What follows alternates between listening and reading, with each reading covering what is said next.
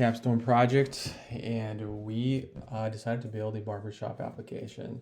The problem that we were presented with was that local barbershops rely on phone calls and walk-ins to manage bookings, which can lead to scheduling conflicts, missed opportunities, and inefficiencies. So our solution was to build a barbershop application that's going to be tailored for barbershops, allowing customers to view their time slots, their booking appointments, manage those, and be able to message the barbers and potentially even pay for the services. So some of the requirements that we came up was a login system, user management, messaging, transactions through booking appointments, and at least five tables within a database. To kick us off, Nicholas will talk about our database structure that we decided to use for the application. Yeah, so to start things off, we went ahead and decided that we were going to use MySQL, and we really made that choice based on all of our experiences with that.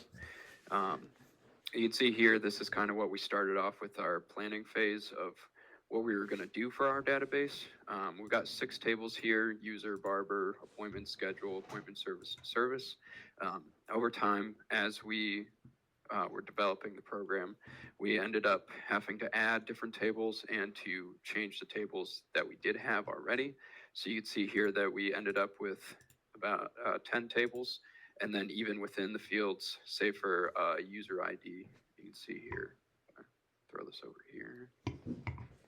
You can see that there's some changes in there too, like we have the KCID added in there as well.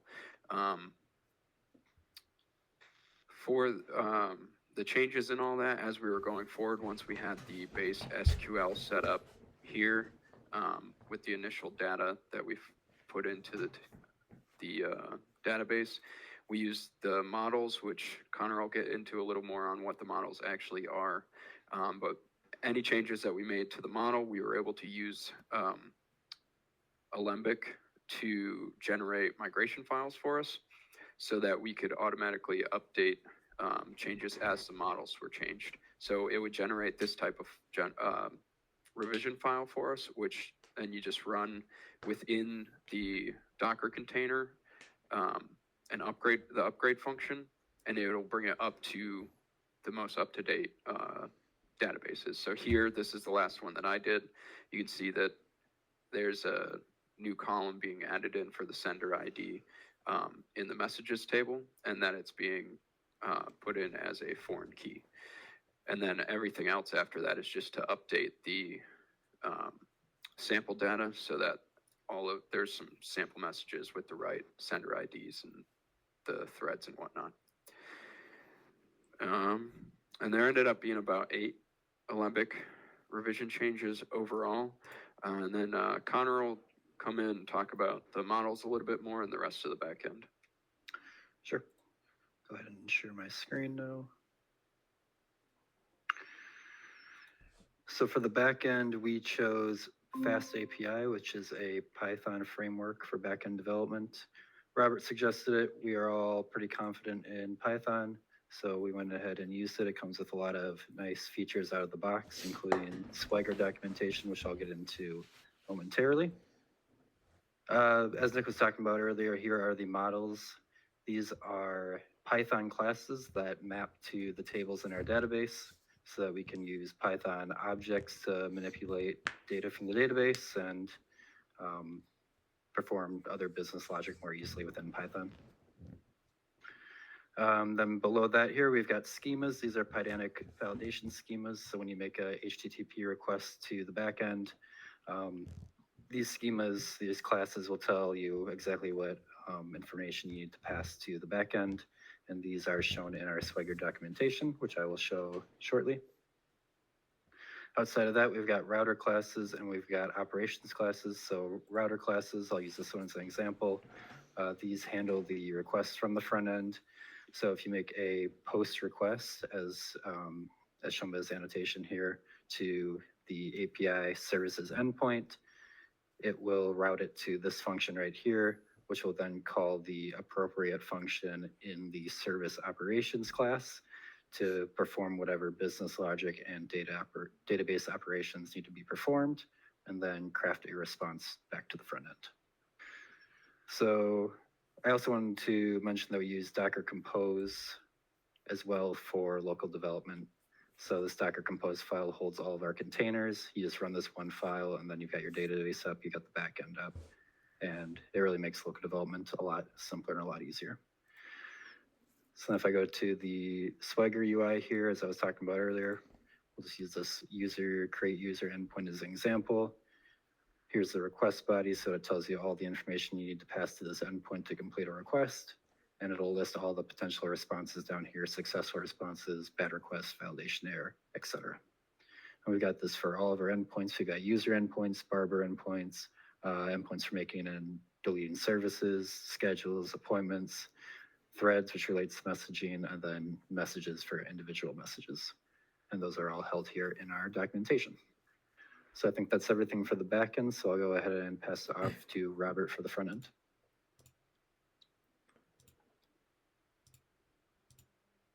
So for the front end, we decided to leverage React as our front end technology. As you can see in my React, can you guys see my VS Code? Yep.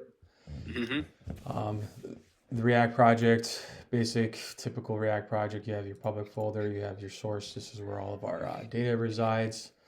In order to integrate with our backend, we utilized a technology called Open API TS, which basically takes a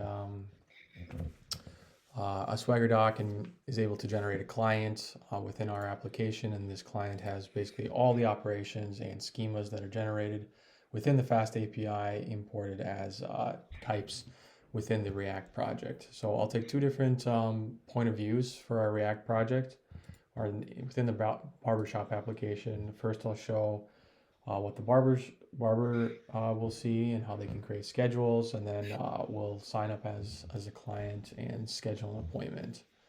So if we log in as a barber, we'll log in as John Doe.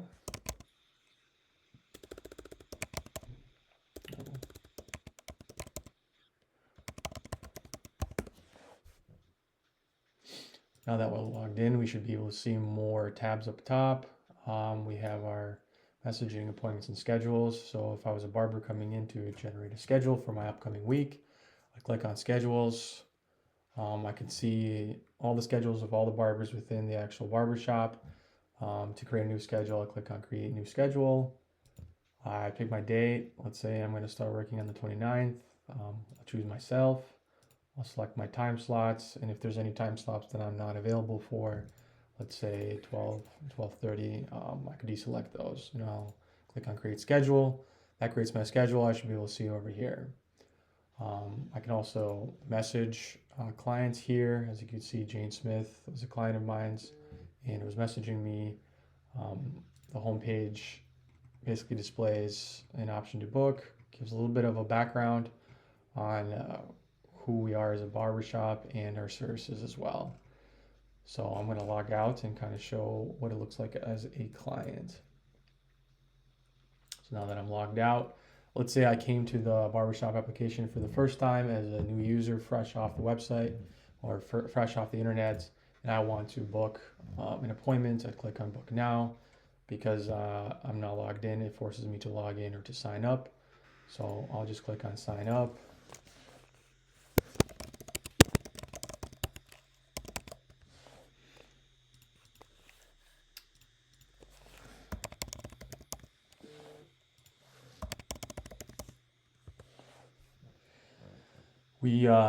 We leverage KeyCloak as some of our authentication stuff, and Steve will talk a little bit more about that. But let's say I wanted to log in after I generated my account here. It will tell me that I should verify my email, so I'll just click here to resend my email. And utilizing fake SMTP, we can see that 2 verification emails were sent, the original one, and then me requesting a new one.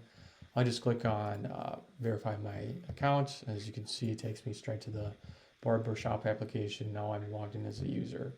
The barber could see the schedules, but as a client, I shouldn't be able to see schedules, so I'm not going to be able to see that. So let's say I want to book an appointment. I click on book now. Let's say I want to come in on the 29th. It should show that John Doe, which we showed previously, made a schedule. I'll choose John Doe as my barber, select my service, in this case, a haircut. It gives me the required amount of slots for the service that I want. Let's say if I were to choose something that takes a little bit longer, like hair coloring, it will tell me I need 2 slots. In this case, I just want a haircut. I'll go for 10:30. I'll click on confirm appointment, and I should get an appointment confirmation.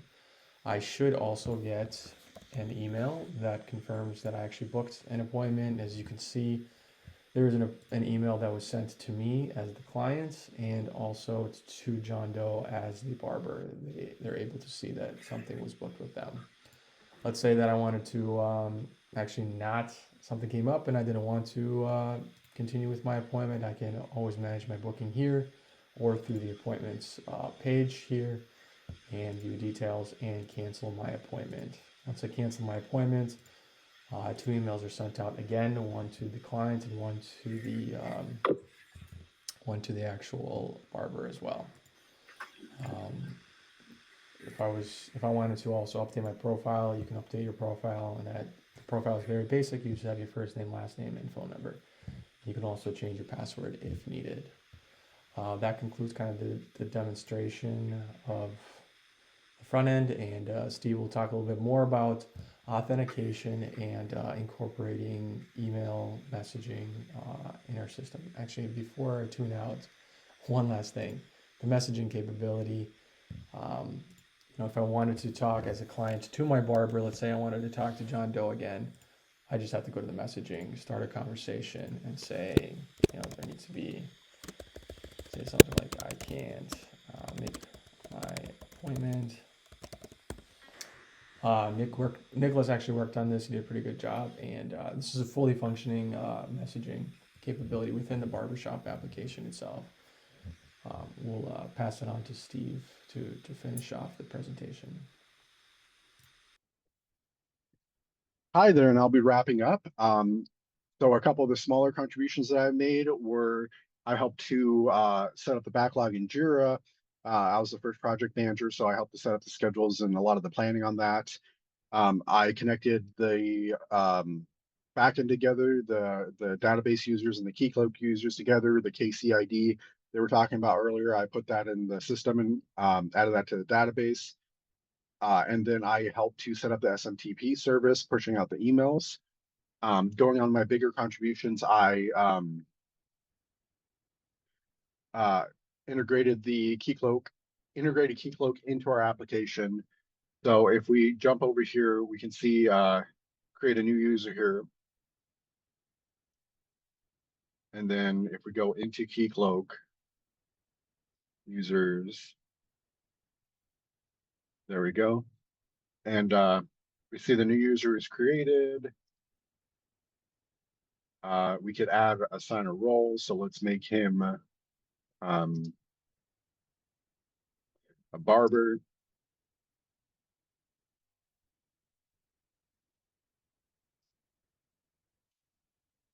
And then if I jump back over into here,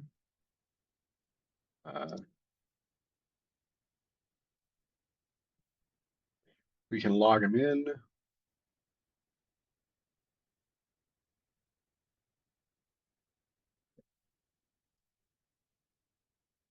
We get the JSON web token for authentication. We can go check on that.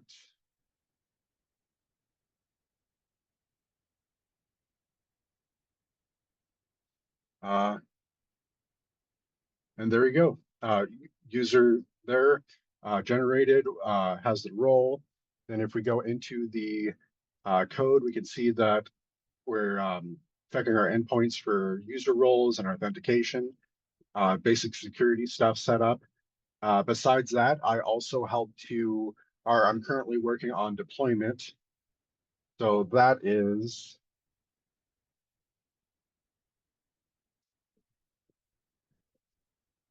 we're using AWS for not completely up yet. We have the front end working, we have the back end working. It's just not connecting. The authentication and security setup for Keycloak is pretty strict. So we're trying to work out all that so we can actually listen to each other. And it's built into our application. So until we get that figured out, it's kind of blocking a lot of the APIs. So that's kind of what we're wrapping up. And thanks a lot. And have a great summer.